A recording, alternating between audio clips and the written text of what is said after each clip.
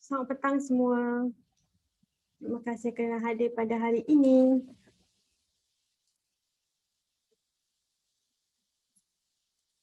Kita beri lagi 2 minit untuk kawan-kawan masuk. Kita baru ada 30 orang. Selamat petang, Chen. Apa khabar semua? Hari kedua MCO, hari kedua PKP. Baguskah? Okey-kah? Tak okey-kah?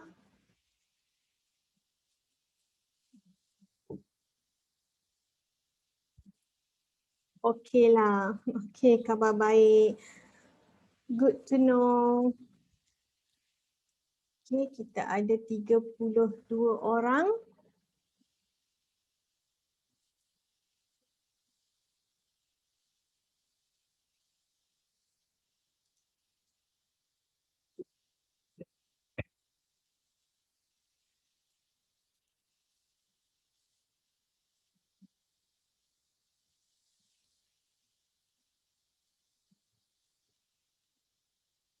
Okey.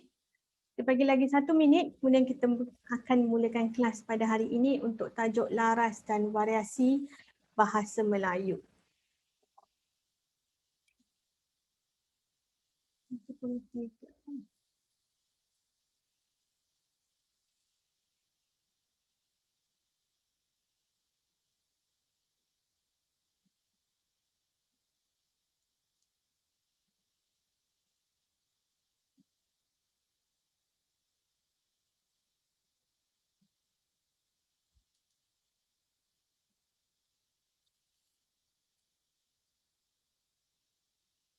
Okey, baiklah, saya rasa kita boleh mula untuk kelas kita minggu yang kedua, kelas yang kedua. Lebih dahulu saya ingin bertanya, ada apa-apa masalah berkaitan dengan kumpulan analisis cerpen ke atau kumpulan majalah? Any problem for analysis cerpen group and also magazine?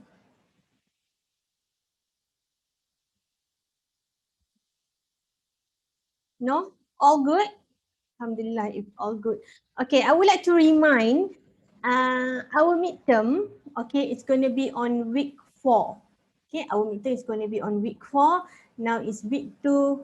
So we have another like 1 week and a half to go for our midterm.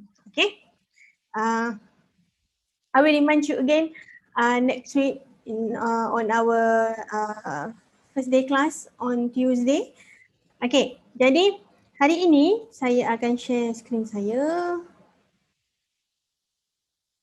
Kita akan belajar tentang laras dan variasi bahasa Melayu. Okay, saya ingin bertanya, apakah yang anda faham tentang laras dan variasi? Apa itu laras dan apa itu variasi? Anyone?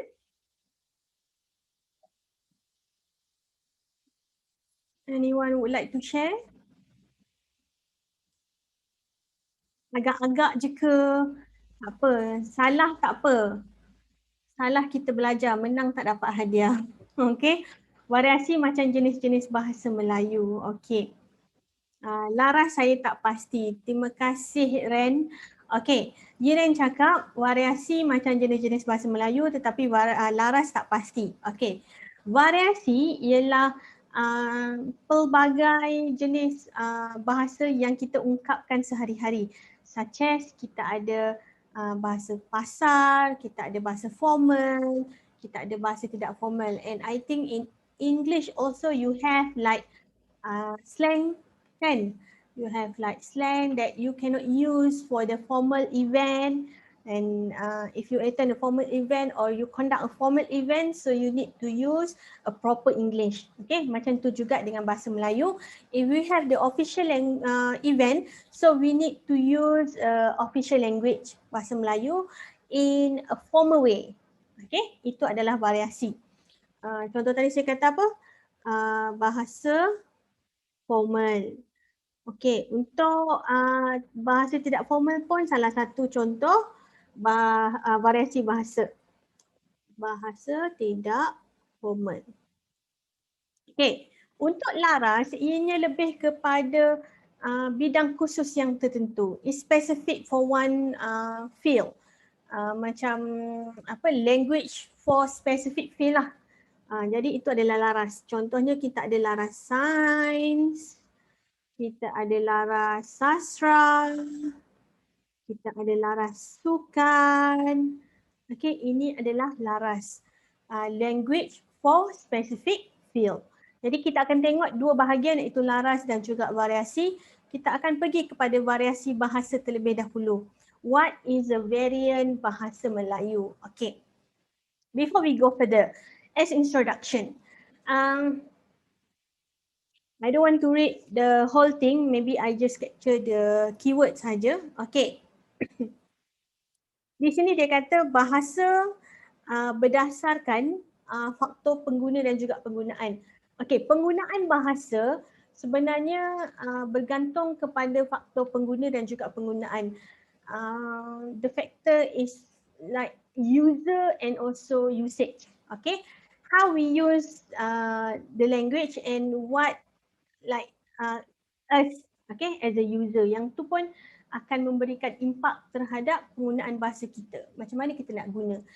Selain daripada itu, faktor-faktor lain yang memberi impak kepada penggunaan bahasa ialah latar belakang pendidikan, jenis pekerjaan dan juga kedudukan sosioekonomi. Tiga perkara ini. Okay, background, education, we will affect how you use your language. Not only in bahasa Melayu but in your native language and English also. Okay. Background, education background, type of job and also your socio-economy status. Okay. Jadi latar belakang pendidikan mungkin kita boleh lihat bahawa dari segi siapa yang ada mungkin master, ada degree, ada diploma, mungkin cara percakapan ataupun cara penggunaan bahasa a little bit different. Kita tengok daripada degree dengan master pun sudah ada perbezaan, a little bit different lah. Because for the master as a PG student and also PhD, they might use language for their like macam research. Their topic also maybe more to research, okay? Not like us, like macam kita yang ada degree, mungkin kita more to apply what we learn during degree level. Okay, jenis pekerjaan. Jenis pekerjaan menjadi salah satu faktor kerana kita kena tahu jenis pekerjaan apa yang kita buat. For example, like if you work at the office, okay, so your language might be different with someone who work with the customer service. Okay, dapat tengoklah perbezaan kalau anda adalah CEO di sebuah syarikat, penggunaan bahasa anda mungkin high level. Tapi kalau kita bekerja sebagai customer service, our language kita mungkin kena ada kepelbagaian. Ada tinggi, mungkin bahasa kita sometimes we need to lower our standard, macam itulah. Jenis pekerjaan memainkan peranan juga dan kedudukan sosioekonomi penutur, our socio-economic status also influence how we use our language. Okay, socio-economic category that we have in Malaysia, how many? How many socio-economic category we have in Malaysia? My pen. How many socio-economic category we have in Malaysia?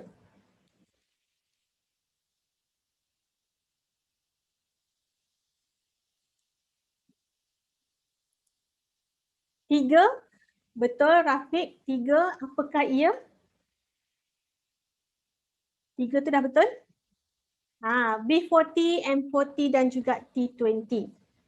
Okay, B40, M40 dan juga T20. Kenapa kita ada socio-economic status ni?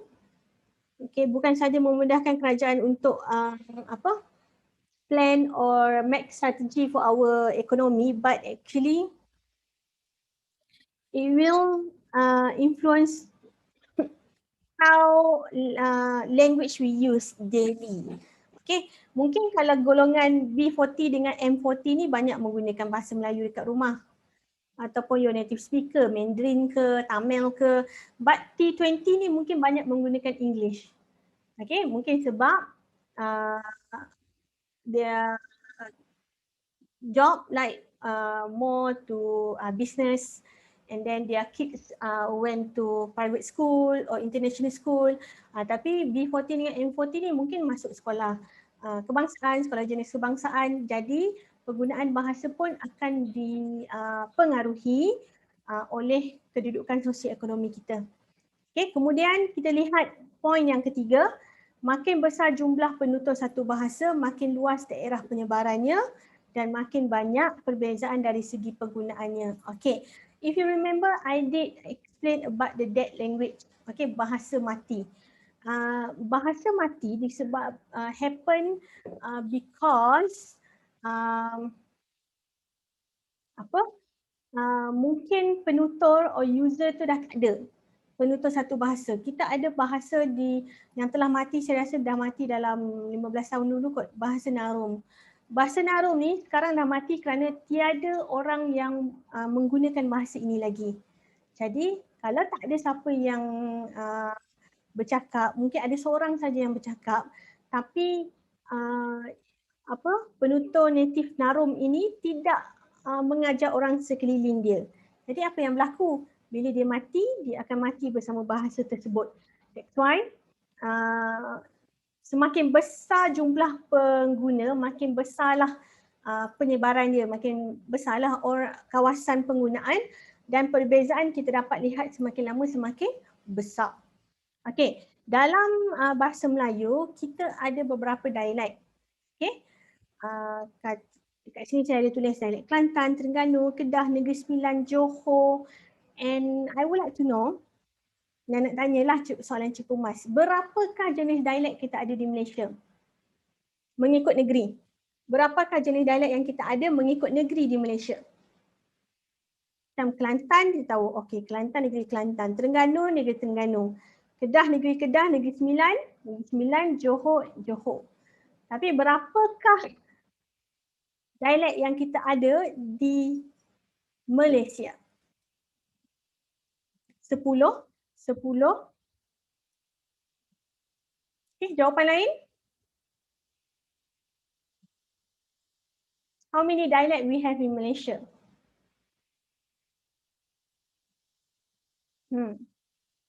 Okay. Rohit kata many. Elisa kata 54. Okay. Ini dialek berdasarkan negeri sahaja. Saya tak masuk dialek is like macam sub-dialek yang kita ada. Dialek berkenaan negeri sahaja, berkaitan dengan negeri. Dialek is refer to the state. Okay. Jadi kalau nak tahu, di Malaysia kita ada 16 negeri, 3 wilayah persekutuan dan juga 13 negeri. 13 state kan. Every 13 state here, they have their own dialect. Okay, saya tak nak masuk sub-dialect. Sub-dialect is too many. We can have more than 300 type. Okay, jadi dialect mengikut negeri kita ada dari Perlis sampai ke Johor, kemudian Sarawak dan juga Sabah. Okay, yang tak ada hanyalah Kuala Lumpur, Putrajaya dan juga Labuan. Sebab Labuan akan ikut cakap Sabah. Putrajaya dan Kuala Lumpur is more to dialek Johor ataupun dialek Selangor. Okay, jadi kita ada 13 negeri di Malaysia dan 13 negeri ini mempunyai dialek mereka sendiri. They have their own dialect. If you go to Kelantan, you will notice how they speak. If you go to Kedah, you know how they speak. Okay, Kedah might be different from Pulau Pinang, might be different from Perlis, but it's still northern dialect of Malaysia. Okay, nanti kita tengoklah mungkin kenapa kita belajar pasal dialect juga. Okay, variasi bahasa. Kita ada dua tadi. Kita ada dua faktor, iaitu pengguna dan juga penggunaan. User dan juga usage. Okay, for the user, kita biasanya menggunakan dialect. Okay, when we speak. Okay, what dialect is up to you.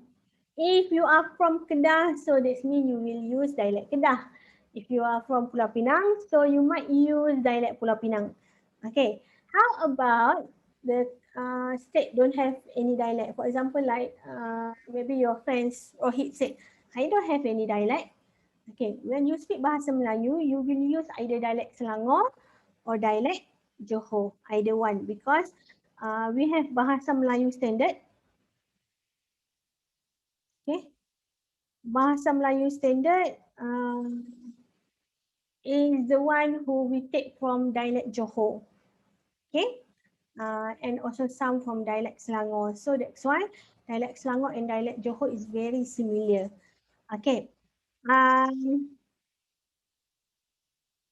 then we have ideolect. Ideolect actually is individual type of speech.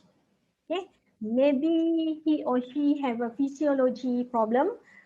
For example, like don't have uh, teeth. Okay, in front teeth, the front teeth don't have. So it might affect how he or she pronounce one word. Okay, or maybe he or she is a stammer. Itu pun apa orang kata stammer pun is a ideolect juga, individual characteristic. And kita pergi kepada penggunaan. Penggunaan ialah usage, how we use the language. Okay, kita ada dialect sosial di mana bawah dialect sosial we have bahasa baku, bahasa formal, bahasa tak formal ataupun tidak formal, bahasa istana, kasar, halus, basahan, pasar, selangar, dialect, pidgin dan juga creole. Di mana actually we use this type of variant of bahasa Melayu in our daily life tanpa sedar. Kita guna juga. Okay. Mungkin ada yang bila marah dia akan cakap bahasa Melayu dengan baik. Ada juga macam tu. Okay, kita akan pergi kepada jenis-jenis variasi bahasa. Yang pertama kita tengok bahasa formal. Okay, what do you know and what do you understand about formal?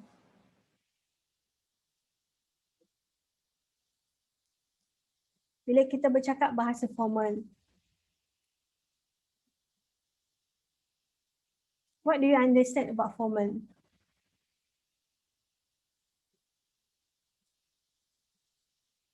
It might related to the official something like official event, maybe something include that formal situation, okay? Maybe include someone who have apa orang kata jawatan yang tinggi dalam kerajaan ke, dalam pejabat ke, okay? Jadi itu adalah formal. Jadi bila kita bercakap tentang bahasa formal, bahasa ini ialah digunakan untuk tujuan-tujuan rasmi. Okay, official event only. For example, like macam kita ada ucapan Perdana Menteri baru ni, masa hari Isnin, pernah tengok kan? Orang kata apa, masa tu when he delivered the speech, Perdana Menteri akan menggunakan bahasa Melayu yang betul. Okay?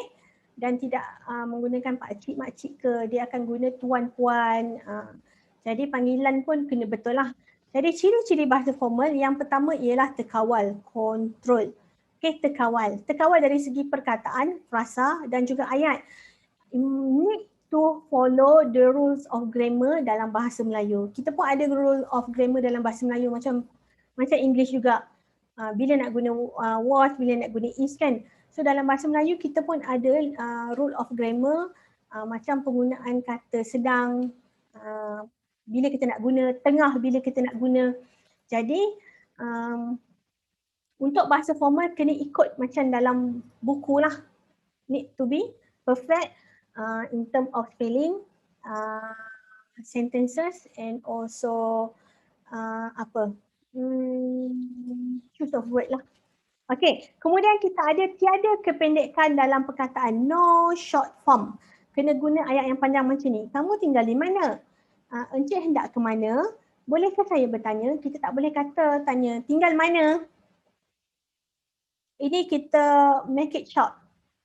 Okay? Tinggal mana? Nak pergi mana? Okay. Dan bolehkah saya tanya? Tanya sikit boleh? Jadi, kalau we have B situation and also A situation, B situation is more to informal situation. And also situation A is more to formal situation. Jadi bila kita bercakap dengan situasi rasmi, kita hendaklah menggunakan bahasa Melayu dengan betul. Okay, yang ketiga menggunakan kata panggilan berbentuk rasmi. We need to use a proper pronouns macam tuan, puan, encik, cik, tuanku, saya, kamu. Kita tak boleh pakai aku or kau. Okay, kena guna a proper pronouns. Okay, kemudian kita ada bahasa baku. Bahasa baku ialah paling senang nak faham ialah bahasa buku. Okay, macam mana kita tulis dalam bahasa buku tersebut, begitulah kita sebut. Dan biasanya bahasa baku ini ialah bahasa yang dari segi tata bahasanya betul. Kerana dia akan ikut buku. Jadi bila kita menulis, we will use a proper language, kan? Dari segi tata bahasa, dari segi vocab, dari segi ayat. Sebab itulah kita panggil bahasa buku ialah bahasa baku ialah bahasa buku. Okey. Jadi kita berbalik kepada ucapan yang telah diberikan oleh Perdana Menteri pada hari Isnin hari itu. Okey, saya nak bagi penekanan kepada dua perkataan sahaja.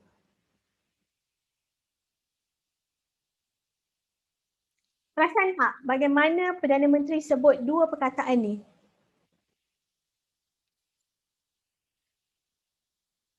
Dia menggunakan bahasa baku semasa memberi ucapan. Bagaimana dua perkataan ini diungkapkan?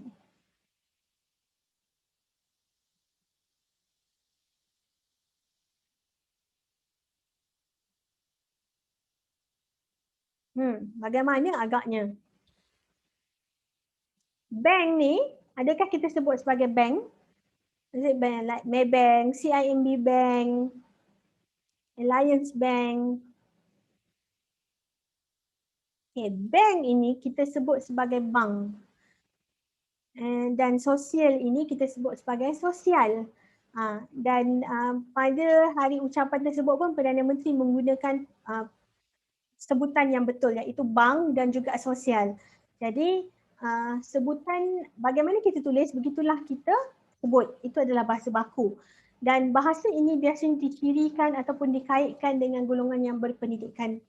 Jadi bila kita pergi menghadiri majlis formal, maka kita akan menggunakan bahasa baku kebanyakannya. Okey, digunakan untuk acara-acara rasmi seperti temuruga, mesyuarat, ucapan for any official purposes lah. Okey, kemudian mempunyai keseragaman dari segi ejaan, sebutan, tata bahasa, kosakata, istilah, pendek kata ikut buku. Buku. Itu ialah bahasa baku. Dan yang keempat, menggunakan perkataan yang lengkap, tidak disingkatkan atau dipendekkan. Macam ini, kita tak singkatkan jadi ni. Itu, kita tak singkatkan jadi tu. Jadi kita kena sebut perkataan ini dan juga kena sebut perkataan itu sepenuhnya.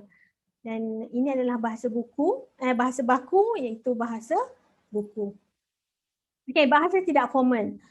Normally in our daily life we use bahasa tidak formal in all the situation. Jadi untuk bahasa tidak formal, ianya tidak mementingkan peraturan bahasa. It doesn't care about the rule of language. Dia bedal je, nak cakap apa pun cakap je lah. Terdiri daripada dialek, bahasa Selangor, bahasa Pasar dan juga bahasa basahan. Ini adalah contoh jenis variasi bahasa di bawah bahasa tidak formal. Ciri-ciri untuk bahasa tidak formal, pertama kita ada kependekan dalam perkataan. Normally we short the word. Okay, the wording tu we make it short. Contohnya sudah menjadi dah. Dekat or di, kita refer dua-dua kepada kat. Hendak, kita sebut nak. Okay, ini adalah salah satu ciri yang paling ketara. Ciri yang kedua, terdapat pencampuran bahasa. mixed language ataupun kita senang nak panggil bahasa rojak lah. Jadi normally kalau kita cakap bahasa Melayu, kita intend to mix with English, in Chinese or in Tamil. Tengok keadaan. Kalau pergi cakap dengan kawan-kawan ke, mungkin kita pergi membeli belah ke, kita akan cakap ayu. Kalau kita pergi restoran biasa ke, kadang kita sebut tapau, boleh tak? Kita tak sebut jenis perkataan tapau ni dekat restoran mewah. Biasanya kat restoran mewah kita akan cakap, boleh saya take away? Kita akan cakap macam tu. Tapi kalau kita pergi mamak, rasa kita akan order aneh, saya tarik una. Okay? Jadi kita mungkin kita akan tengoklah situasi ataupun tempat yang kita pergi. Jadi ianya akan memberikan impak kepada cara kita gunakan bahasa Melayu tersebut. Okey, kemudian kita ada bahasa istana. Dah sebut pun bahasa istana, maka is related to the royalty. Okey, jadi kita ada keluarga diraja, kita ada royal people, kita ada royal family in Malaysia.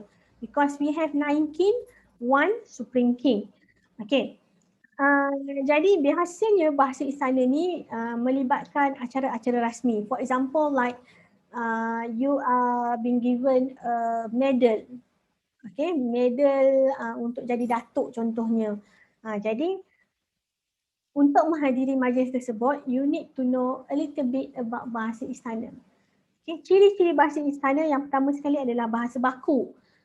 Bahasa baku ni apa? Yang tadi kita tengok bersifat seperti buku. Yang kita tulis macam itulah kita cakap. Kerana ianya mematuhi bahasa, tata bahasa need to follow the rule of grammar dan juga rasmi. Okay. Kalau nak tengok bagaimana penggunaan bahasa istana ni, biasanya boleh tengok semasa upacara angkat sumpah Perdana Menteri. Like a few years ago, last year, we did I think twice untuk majlis angkat sumpah. Tahun lepas satu, 2 tahun atau 3 tahun lepas sekali. Jadi kita sangat kerap tengok macam mana upacara angkat sumpah dan bagaimana perkataan ataupun bahasa yang digunakan. Ianya lebih kepada bahasa istana. If you don't know what is upacara angkat sumpah, contohnya untuk Perdana Menteri, you can go to YouTube and search for the upacara angkat sumpah and try to look into what kind of language that they use. Okay? Penggunaan kosakata khusus daripada bahasa Sanskrit, contohnya kita ada menggunakan perkataan anugerah, okay, it replace for pemberian. Jadi ini adalah bahasa istana, ini adalah bahasa biasa. Jadi bahasa istana kita sebut beradu adalah untuk tidur. Gering, not with M, with N, gering maksudnya sakit. Kemudian kita ada perkataan santap. Santap maksudnya makan dalam bahasa kita. Mangkat maksudnya meninggal dunia. Kita tak boleh sebut meninggal dunia ataupun mati bila dengan keluarga diraja. Kita kena sebut mangkat. Kemudian kita ada mencemaduli maksudnya datang. Contohnya macam sekarang ni, YDPA mencemaduli pergi ke kawasan banjir di Pahang kerana Pahang ialah negeri jajahan beliau, not beliau, baginda. Okay, negeri jajahan baginda. Berangkat maksud pergi, bersiram maksudnya mandi dan murka maksud marah. Ini adalah perkataan untuk bahasa istana yang kita yang selalulah kita dengar. Okey, kemudian kita ada bahasa istana ciri yang ketiga iaitu kita ada pronouns iaitu kata ganti nama diri. Macam saya kata tadi, saya tak boleh guna beliau, kita kena guna baginda. Jadi kat sini kita ada baginda untuk refer to the Supreme King. Better sekiranya anda adalah orang kata apa? Anda ialah orang diraja. Jadi kena guna perkataan better, tak boleh guna perkataan saya untuk situasi rasmi. Tuanku Permaisuri, ini cara kita panggil our own king. Ungkapan hormat semasa komunikasi rasmi, contohnya menjunjung kasih, ampun tuanku, nak minta maaf, ke bawah duli, merafak sembah. Kalau kita nak jumpa, ampun tuanku, saya datang menghadap. Okay. Bila menerima arahan daripada tuanku, cakap menjunjung kasih, Patik akan laksanakan. Okay. Bahasa kasar, variasi bahasa kasar ini selalu kita buat bila kita nak marah. Okay. Jadi variasi bahasa kasar ni selalu dikaitkan dengan keadaan yang tidak punya adab. Okay. Ataupun kurang ajar. Or inilah kita jadi macam rude lah. Rude. Bila kita marah biasanya we intend to become rude to everyone. Okay. Jadi untuk bahasa kasar kita ada dua jenis, iaitu bahasa kasar biasa dan juga kesat. Bahasa kasar biasa ini biasanya kita akan lihat our relationship with that person.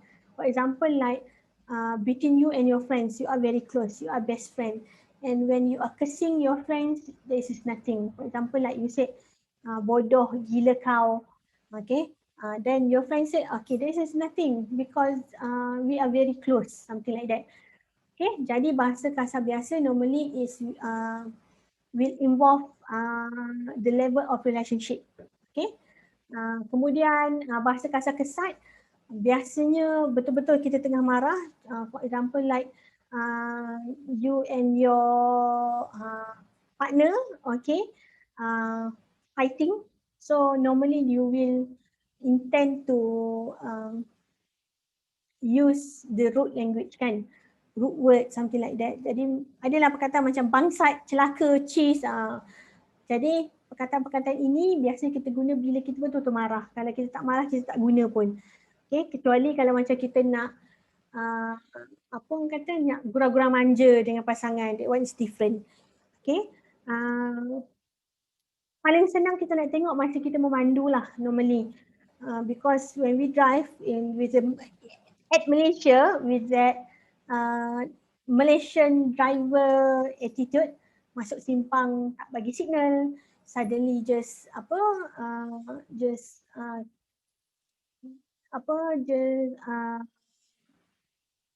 cut your lane macam tu saja. Jadi masa tu awak akan jadi marah lah. Okay, awak akan keluar perkataan bangsat, celaka, bodohlah kereta ni, something like that. Okay. Kemudian kata-kata yang menimbulkan provokasi, contohnya kepala bapa engkau pergi mampus, bila marah benda ni akan timbul. Okay, saya rasa banyak video yang di jalanan, at the street that you already watch, okay, at the internet. So you will know how Malaysian react bila kita ada sesuatu masalah. Okay. Next we have bahasa halus. Bahasa halus is the opposite from bahasa kasar. Bahasa halus actually is type of bahasa Melayu, variant of bahasa Melayu that show that you are really polite and also have a good manner. Okay, jadi bahasa halus ni biasanya dia kata nampak sopan santun lah, very polite when you speak. Okay. Ciri yang pertama sekali penggunaan kata ganti nama, pronouns. Normally untuk bahasa halus kita akan menggunakan pronouns, correct pronouns, for example like saudara, datuk, datin, tuan, puan, abang, kakak, based on situation. If in the like you want to buy a fried banana, so you can use abang, kakak, pakcik, makcik.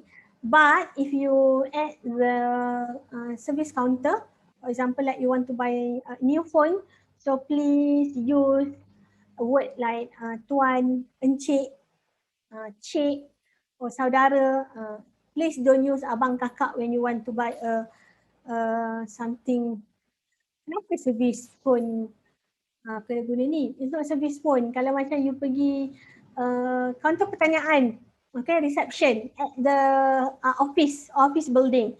Jadi guna bahasa formal. Okay. Yang kedua, kita ada perkataan dan juga ungkapan yang berciri sopan. For example, like you want to interrupt someone, so you can use word maafkan saya, tumpang tanya. Okay, jangan pergi macam tanya tandas kat mana.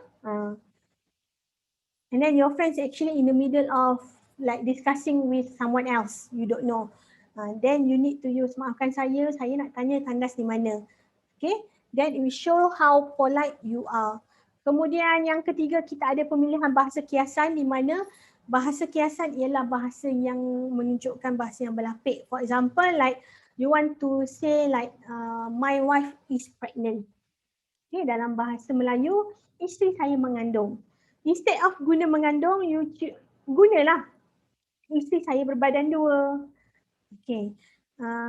Mungkin awak nak tanya tentang your friend's wife.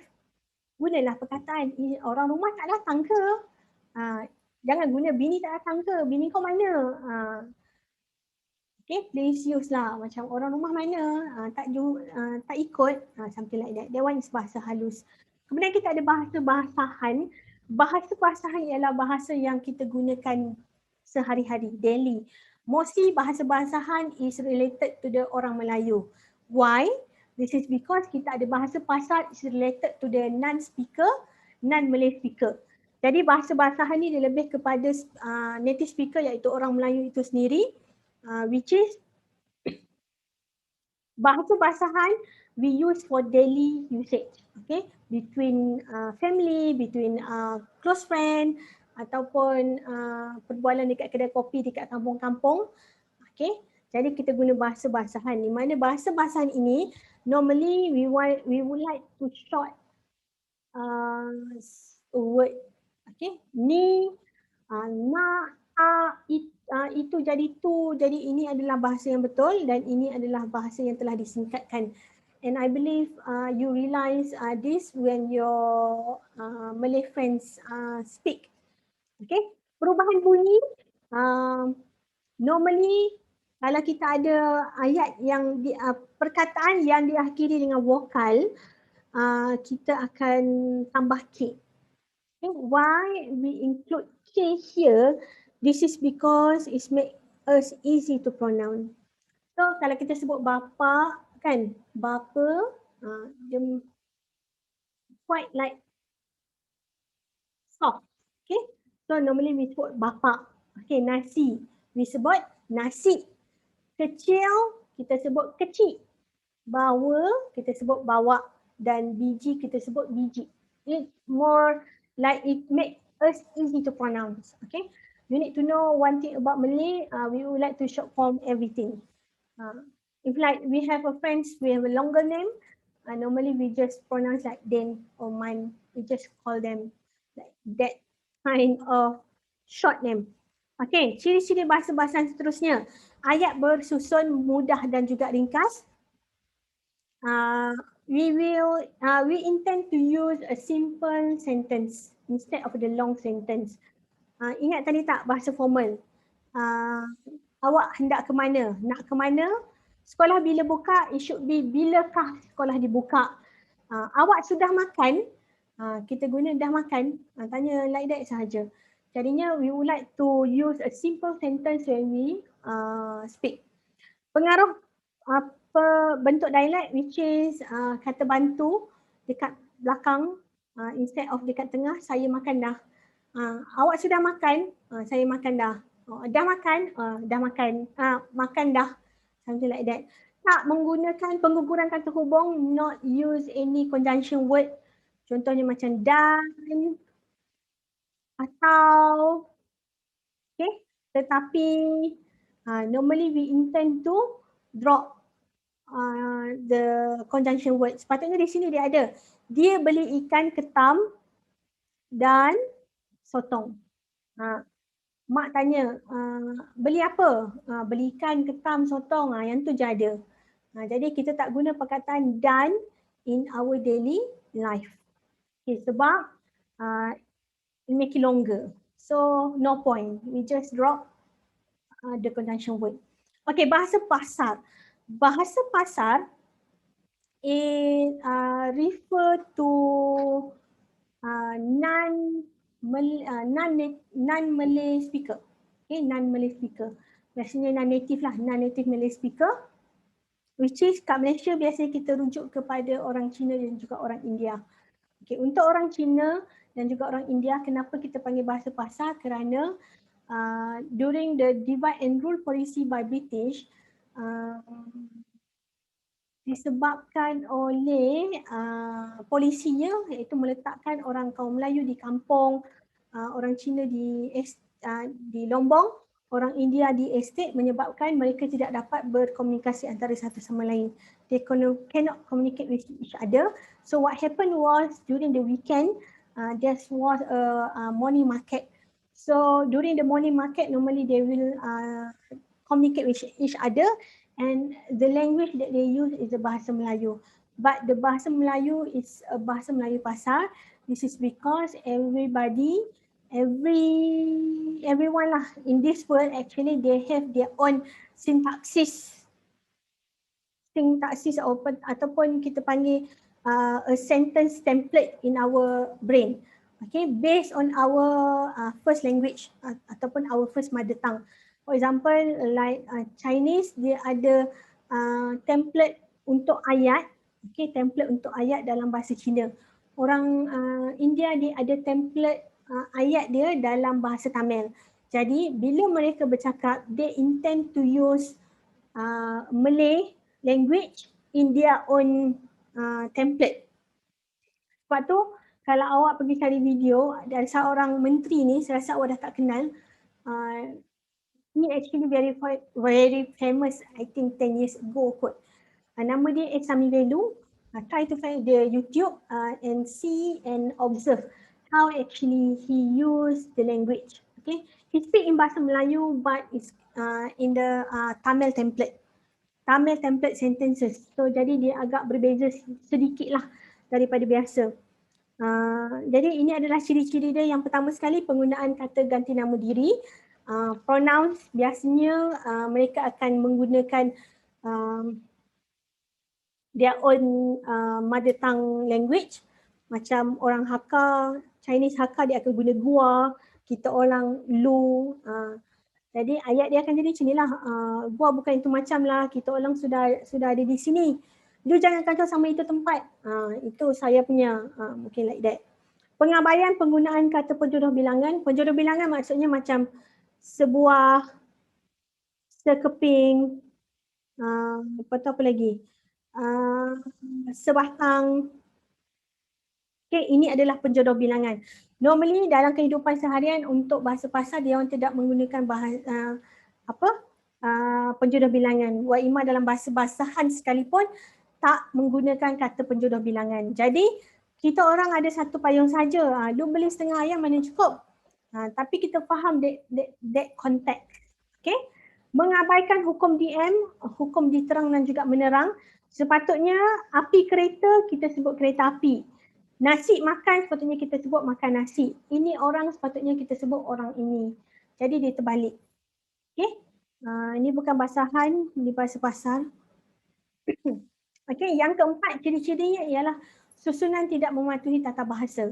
Ikan itu banyak mahal. Okay. Ikan itu sangat mahal. Jangan bilang sama dia. Jangan beritahu dia. Kasih tahu sama saya. Sini mari sini. Jadi dia ada terbalik sikit lah. Tetapi yang penting apa-apa pun kita masih faham bahasa yang dituturkan oleh sesiapa yang menggunakan bahasa pasar. Okey, bahasa selangor. Bahasa selangor ataupun slang ini ialah bahasa yang digunakan oleh golongan tertentu sahaja. It's only refer to one group.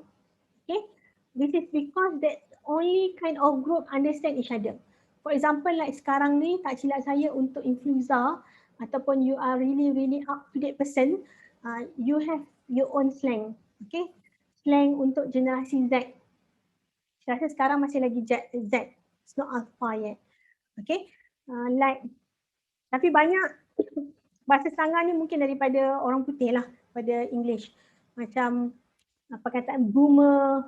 Kalau tanya saya, mungkin boomer saya dah tak faham dah apa benda maksud dia. Sebab selangor saya pada 10 ataupun 20 tahun dahulu adalah sangat berbeza.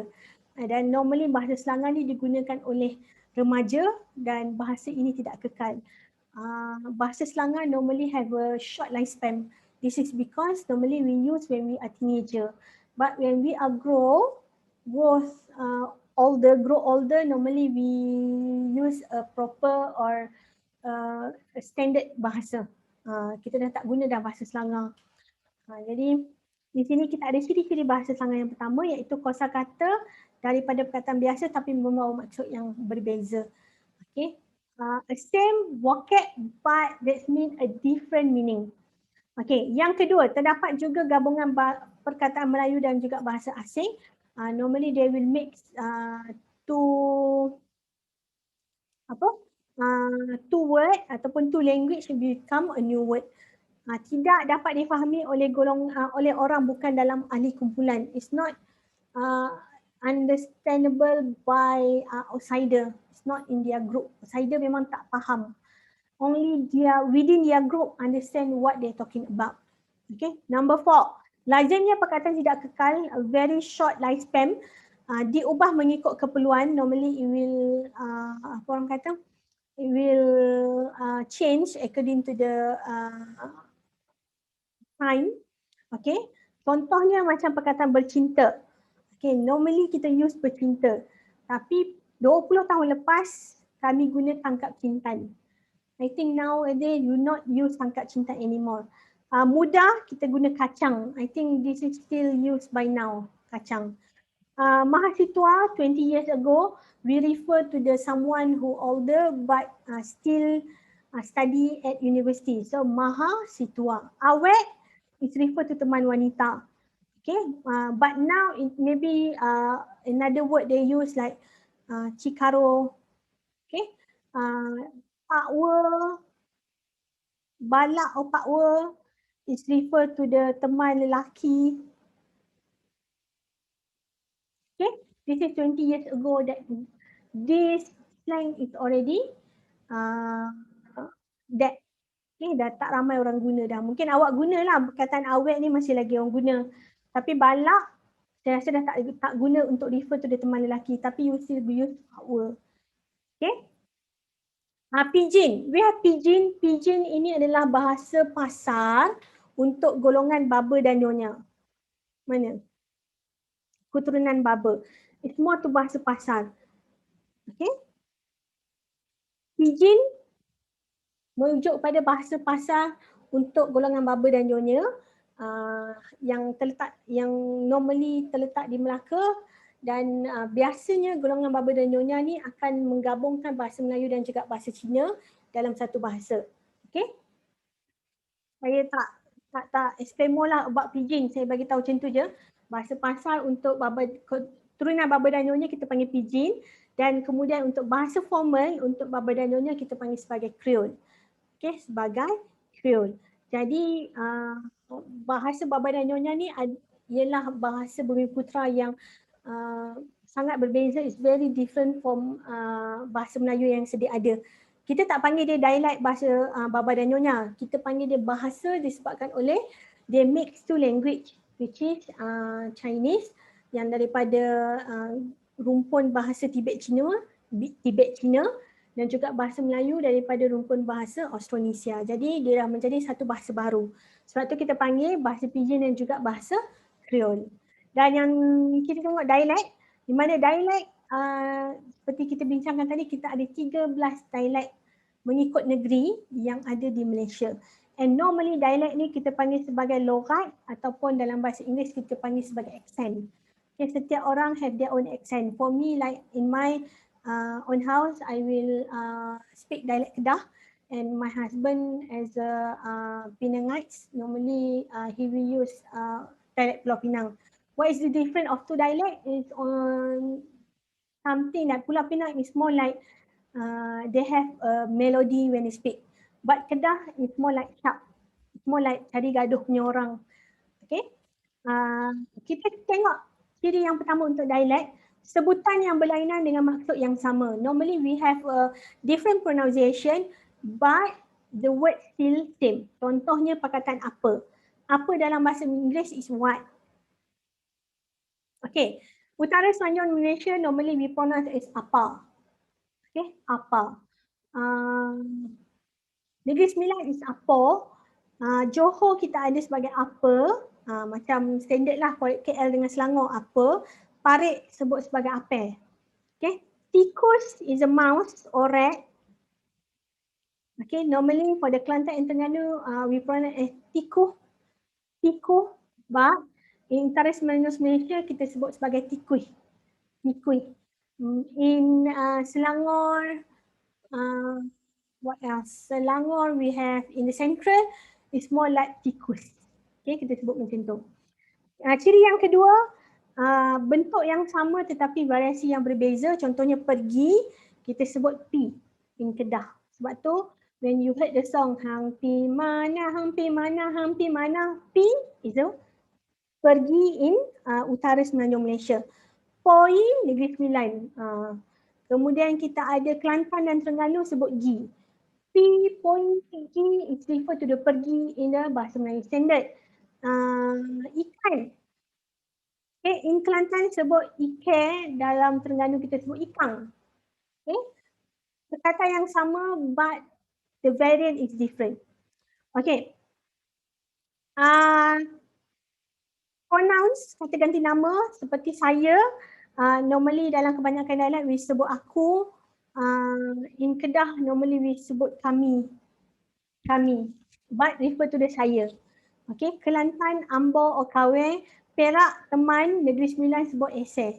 Okay, kamu or awak, you, utara Semenanjung Malaysia kita sebut hang, Kelantan, mu ataupun demo, Perak, koma or mika, Negeri Sembilan Eden. Okay, dan gajus ataupun ceshu, the normal word is jagus lah. Okay, Kelantan sebut ketereh, Terengganu sebut jambu golok, Negeri Sembilan sebut jagus. Okay, now we sebut gajus. Gajus, sorry. Gajus, ceshu. Okay, then last but not least we have for variant bahasa Melayu kita ada ideolect. Seperti saya katakan tadi, ideolect is a different by individual. It's based on physiology, it's based on our social background. Okay, first, the sociology mungkin pada alat pertuturan, our articulation. It's either our gigi penuh ke tak, it's either our palatal ataupun langit keras, cuba letak lidah dekat bahagian atas, ada rasa tak? Ada tak?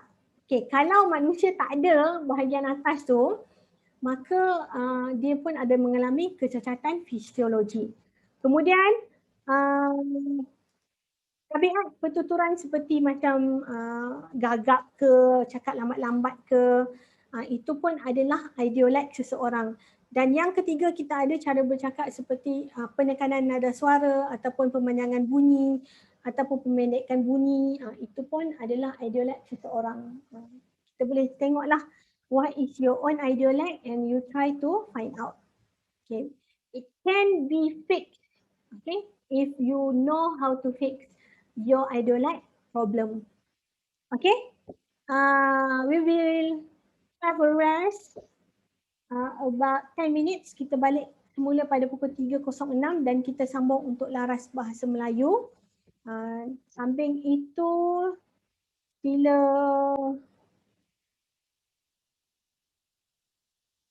marks your attendance for today. Okay, and I will back in 10 minutes. Okay, thank you. Jumpa kejap lagi.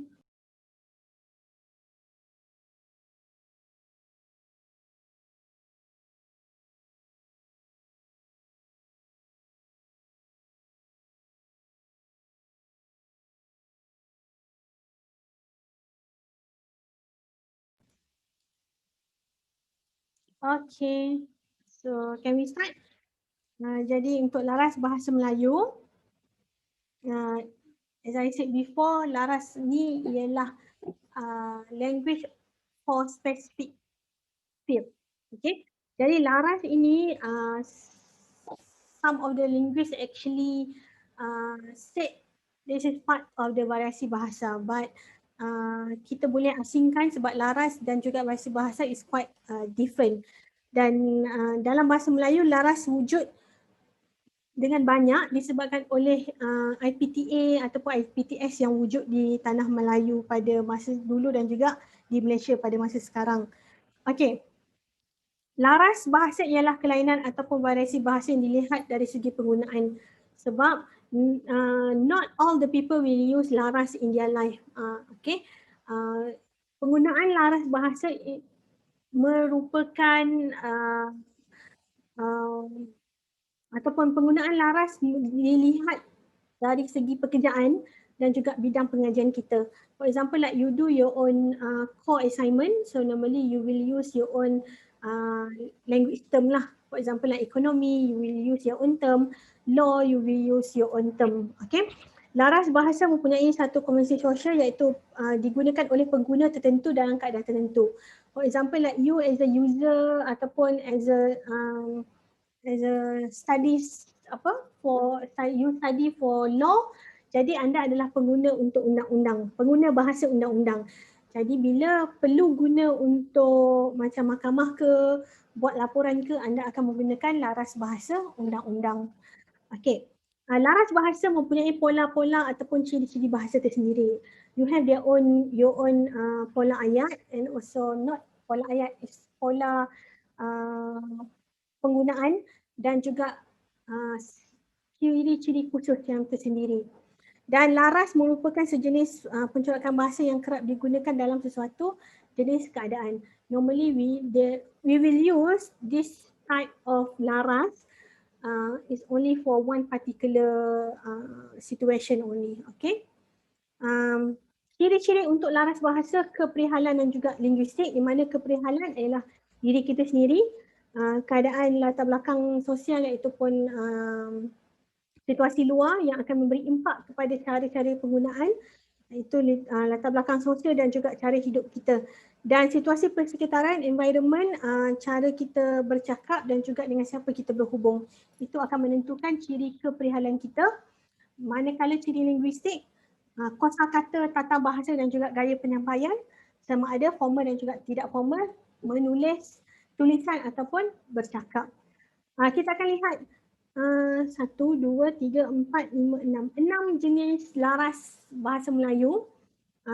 Laras ini saya ambil yang umum saja dan yang kerap kali digunakan, dan saya tak buat spesifik kepada yang macam bidang-bidang yang agak spesifik to like niche area lah. Okay, laras sastra. Laras sastra ialah penulisan karya sastra.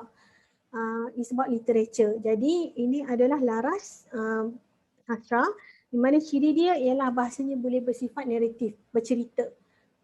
Dia banyak penceritaan.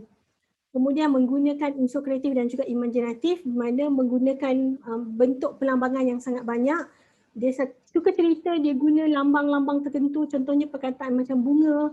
Dia bukan rujuk kepada bunga, bukan merujuk kepada flower yang biasa kita tengok, tetapi merujuk kepada gadis cantik. Okay? Kemudian perkataan yang bombastik, contohnya keadaan sekarang sangat sejuk. Jadi dia kata hari ini sangat tulang susungku terasa bergetar kerana udara yang sangat sejuk. For example, menggunakan pelambangan yang sangat-sangat macam bom kan. Bom kan meletup. Jadi bombastik, satu yang sangat luar otak fikiran. Laras bahasa yang keempat, ciri-cirinya ialah perkataan yang agak pendek dan juga mudah. Normally it's short and it's sharp. Okay. And also simple. Short, aku terperanjat, Hisam terperanjat, kaget dan gamar. Jadinya kita fahamlah ayat dia mudah, ayat aktif tetapi mudah dan juga simple. Laras iklan ataupun perniagaan, ini adalah laras yang sering kita tengok bila ada iklan dekat televisyen ataupun iklan dekat mana-mana shopping mall yang kita pergi. Yang pertama sekali dia kata laras iklan ni biasanya adalah untuk mempengaruhi orang untuk membeli barang kita. Okay, secara tak langsung sebenarnya perkataan-perkataan ni influence us to buy their product. Contoh yang pertama, ciri dia adalah untuk pemujukan. Untuk suruh kita belilah. Perkataan percuma. Beli satu percuma satu. Biasa pergi Watson or Guardian. Beli satu percuma satu. Jimat lah kan. Jadi kita beli. Okay, jimat 20%. Contohnya you want to buy a new vacuum. So daripada nak kena bayar 1,200, anda bayar 1,000 sahaja. Jadi dah termakan pujuk rayunya. Bonus tahunan, bila minta kerja dia tulis kat situ, bonus tahunan. Lagi apa? Commission setiap minggu. Jadi kita pun nak ambil. Tanpa cengkeram, tak ada bayar deposit. Cengkeram ni maksudnya deposit lah. Contohnya macam beli rumah, tak ada bayar deposit. Jadi awak pun nak. Kemudian memenuhi gaya hidup impian anda. Contohnya nak beli rumah, dia kata di kondominium ini sangat memenuhi gaya hidup impian anda. Jadi iklan-iklan tersebut secara tak langsung telah memujuk anda untuk beli. Bersifat menggesa ataupun mendesak pengguna biasanya is like macam force us to buy. Jangan tunggu sampai esok, kena beli sekarang. Nanti stok habis. Sementara stok masih ada, belilah hari ni. Tinggal 1 hari je lagi. Bila kita tanya esok ada promotion lagi. Oh, saya tak pasti. Hari ni saja yang saya tahu. Jadi dia bersifat menggesa ataupun mendesak pengguna. Penggunaan ayat yang ekonomis, yang simple, yang pendek, dengan mudah, gaji sehingga 4,000, mudah dimiliki. Contohnya macam rumah, nak beli rumah, dia kata mudah dimiliki, tak perlu banyak dokumen dan awak pun beli. Kemudian kita ada laras sains. Laras ini adalah laras bidang sains yang secara umum dan biasanya laras sains ialah teknikal. Seperti biologi, kita ada sains bio, kita ada sains kimia, kita ada sains fizik, sains gunaan, sains apa lagi. Lot of sains yang kita ada dan biasanya untuk laras sains ni ianya more ataupun based on fact. Bila kita nak tulis, it's based on facts. Jadi siapa yang menggunakan laras sains ni, ianya mesti bersifat, penggunaannya mesti bersifat intelektual dan juga saintifik. Okay, kalau nak tulis report, maka kena guna perkataan yang saintifik. Sebagai laras akademik, laras sains ni adalah salah satu laras akademik yang ayatnya kita biasanya pasif. Boleh tengok dekat bahagian bawah ni. Okay.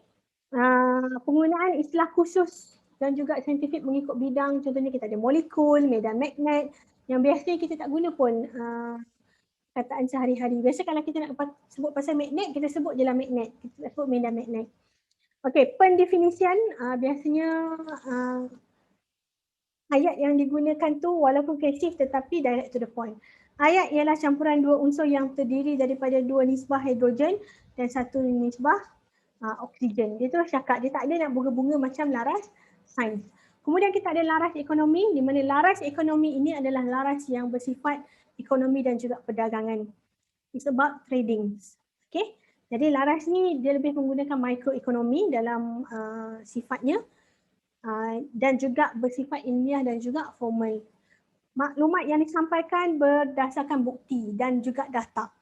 Okay. Itu paling penting bila nak buat report. Penyampaiannya secara jelas dan juga ekspresif, tidak bersembunyi, direct to the point.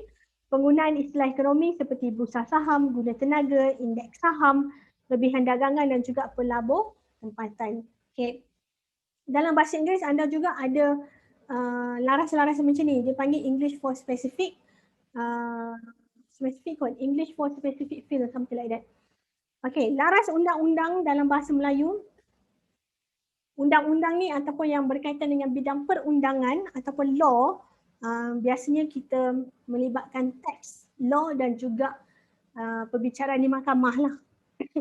Dan juga kontrak-kontrak dan surat perjanjian. Okey, ciri dia yang pertama sudah pasti dia teks undang-undang, ada bahagian, ada section, ada subsection, mungkin kalau kita tak belajar tak faham. Okey. Wacana ini ataupun ayat ini menggunakan atau mementingkan kepersisan, tepat, objektif, jelas dan terperinci. Dia tak ada macam laras sastra yang dia nak bagi tahu surat ini kami hantar sebagai pendahuluan ataupun sebagai pengenalan sebelum datang surat-surat yang lainnya, tak ada. Dia direct to the point, dia bagi tahu terus. Okey, penuh dengan istilah yang berkaitan dengan peraturan dan kebanyakannya adalah kata pinjaman. Untuk pengetahuan anda, law term normally in Malaysia we learn from Latin and also we learn from English because in our own word we don't have any law term. Kalau ada pun yang dia akan jadi panjang lah, macam mengaku tidak bersalah, disabitkan kesalahan. Tapi kalau mungkin anda belajar dalam bahasa Inggeris, ia lebih mudah. Okay? Jadi ini adalah term yang digunakan dalam bidang undang-undang dan masih lagi digunakan pakai hingga sekarang. Jadi kalau di dalam mahkamah, if you want to speak in English, then you need to ask for permission because in Malaysia, mahkamah biasanya bersidang dalam bahasa Melayu. We use bahasa Melayu during the mahkamah apa tu during the court session. Okay, laras sukan. Laras sukan, if you want to know, and I believe you know, laras sukan ni sangat banyak. Disebabkan oleh kita ada spesifik sukan tertentu. For example, like kita ada badminton, kita ada bola jaring, kita ada bola keranjang. Every field, every type of sport actually have their own term to be used in their sport. Okay, jadi komenter ni kena tahulah how to use the word. Okay, laras sukan ni biasanya membincangkan tentang ahli aktiviti sukan lah. Contohnya kalau kita tengok komentar untuk bola sepak bagaimana. Ni kita pun dapat bayangkan lah bahawa banyak perkataan yang digunakan macam kad merah, tendangan sudut, tendangan penalti, masa tambahan, masa sakit contohnya. Jadi setiap bidang dia ada contoh-contoh yang tertentu. Jadi ini yang saya letak ni adalah yang paling general lah, di mana biasanya untuk laras sukan ni dia akan gunakan laras-laras yang bahasa biasa supaya orang boleh faham dengan mudah. Jadi penggunaan kosakata ataupun vocab dia pun sangat mudah seperti tendangan sudut, kad merah, kawasan D, pukulan pancung untuk badminton, pengadil untuk referee ataupun referee, permakahan, permainan dan juga perlawanan. Jadi ini adalah untuk general sport, tapi untuk pergi kepada satu-satu sport yang tertentu, dan kalau awak nak, awak kena belajar sendiri. Okay? Biasanya untuk midterm dan juga final examination, kita akan bagi contoh macam apa orang kata, perkataan ni, ataupun kita akan bagi pengertian dan anda kena tekalah sama ada laras tersebut adalah laras undang-undang ke, laras sains ke, laras ekonomi ke. Jadi untuk laras dan juga variasi bahasa ni sebenarnya tak susah sangat lah. Sebab anda boleh agak dan anda boleh lihat daripada bentuk soalan dan juga jawapan yang diberikan. Okey, ada apa-apa soalan? Ada apa-apa nak tanya? Siapa boleh faham variasi dan juga laras?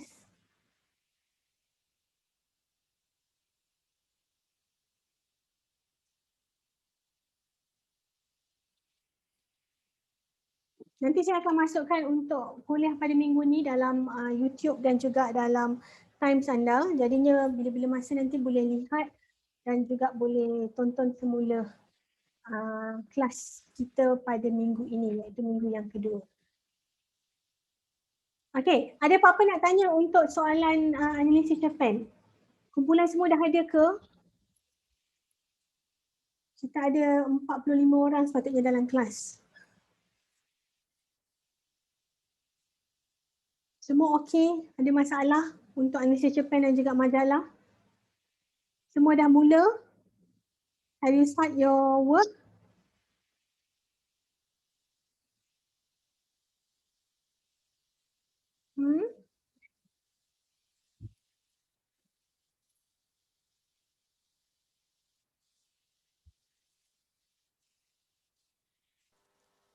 Miss? Yes.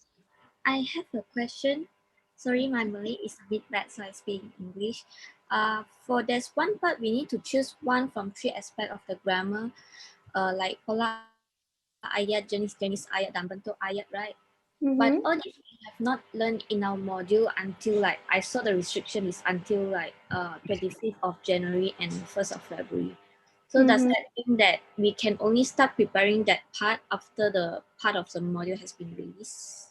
Okay, so I already put notes in the himpunan nota kuliah. You can refer that, and also you can refer OUM, buku teks OUM yang saya letak. You can start with the others first. Maybe yang aspek tata bahasa tu you don't start yet if you don't know how to do it. I see, thank you. Okay. Okay, any other question?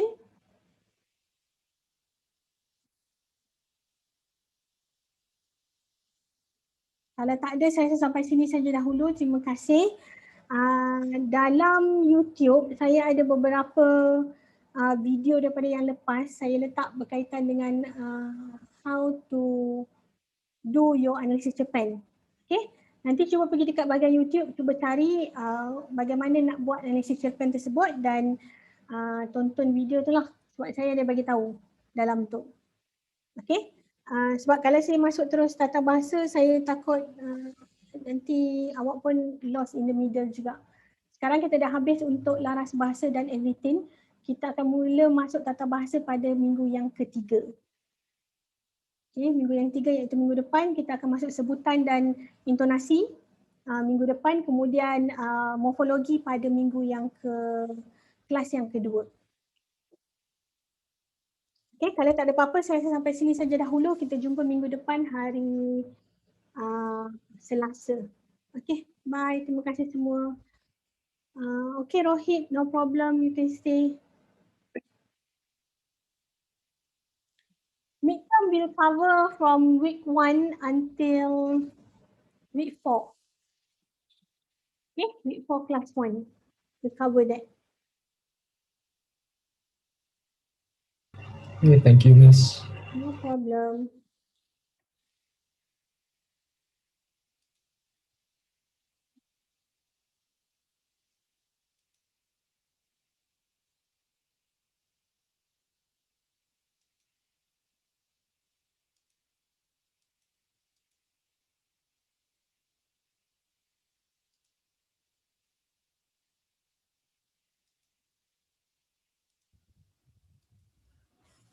Hai cikgu.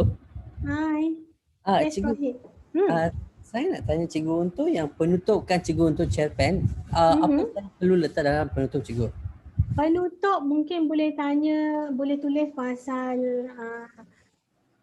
cabaran secara keseluruhan, bukan individu, secara kumpulan, apa yang anda belajar. Boleh kalau tulis macam tu.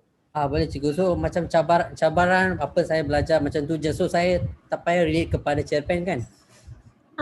Tak payah relate kepada cerpen, nak relate pun boleh. For example like nak relate pada cerpen, kata daripada cerpen ni anda belajar tentang beberapa perkara baru ke, pun boleh, tak ada masalah. Okay. Saya tak limitkan kepada sesuatu, pada satu aspek sahaja. Okay cikgu. Thank you cikgu. Okay. Bye, terima kasih. Bye. Ada apa-apa nak tanya? Siapa boleh faham variasi dan juga laras?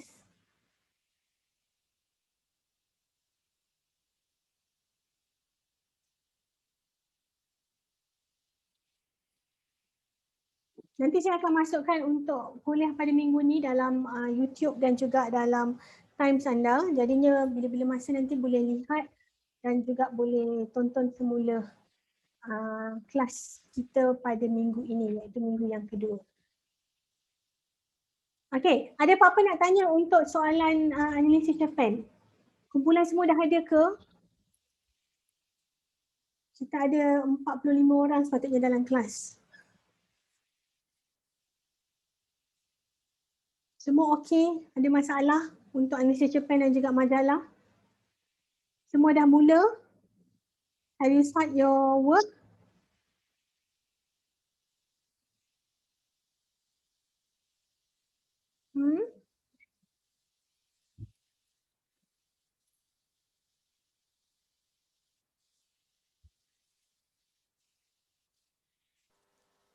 Miss? Yes. I have a question. Sorry, my Malay is a bit bad, so I speak English. For there's one part we need to choose one from 3 aspects of the grammar, like pola ayat, jenis-jenis ayat dan bentuk ayat, right? But all this we have not learned in our module until like I saw the restriction is until like 25th of January and 1st of February.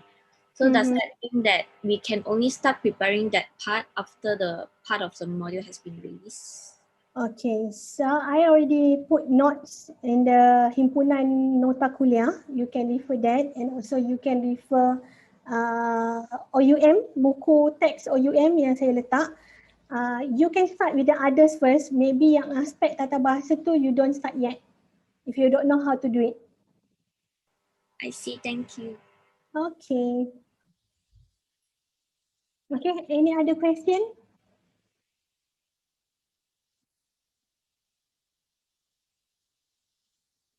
Kalau tak ada, saya sampai sini saja dahulu. Terima kasih. Dalam YouTube, saya ada beberapa video daripada yang lepas. Saya letak berkaitan dengan how to do your analysis cerpen. Okay, nanti cuba pergi dekat bahagian YouTube, cuba cari bagaimana nak buat analisis cerpen tersebut dan tonton video tu lah. Sebab saya ada bagi tahu dalam tu. Okay. Sebab kalau saya masuk terus tata bahasa, saya takut nanti awak pun lost in the middle juga. Sekarang kita dah habis untuk laras bahasa dan everything. Kita akan mula masuk tata bahasa pada minggu yang ketiga. Okay, minggu yang ketiga iaitu minggu depan kita akan masuk sebutan dan intonasi. Minggu depan, kemudian morfologi pada minggu yang kelas yang kedua. Okay, kalau tak ada apa-apa, saya sampai sini saja dahulu. Kita jumpa minggu depan hari Selasa. Okay, bye. Terima kasih semua. Okay, Rohit, no problem. You can stay. Midterm will cover from week 1 until week 4. Okay, week 4 class 1. We'll cover that. Yeah, thank you, Miss. No problem.